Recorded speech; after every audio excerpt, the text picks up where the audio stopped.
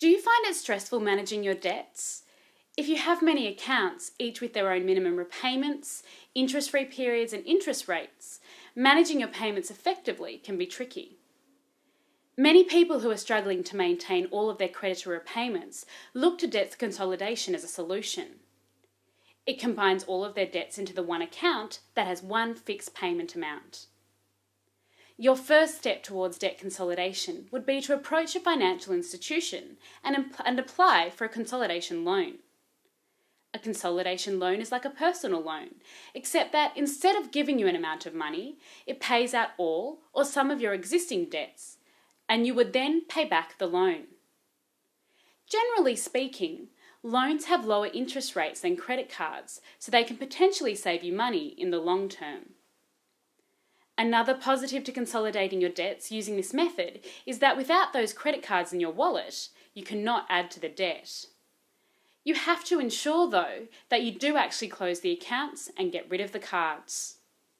You do not want to fall into the trap of paying out your balances with a consolidation loan, only to use the cards again, which would increase your overall indebtedness and make your situation much worse.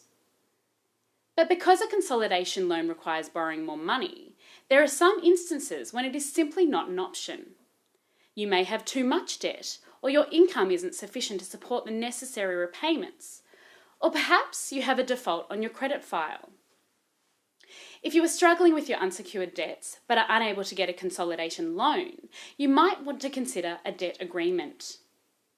Under this arrangement, your debts are not paid out in advance, but instead are frozen as they are.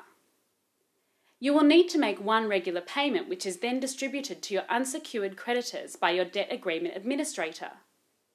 If you have been refused a debt consolidation loan, you may find this as an acceptable alternative.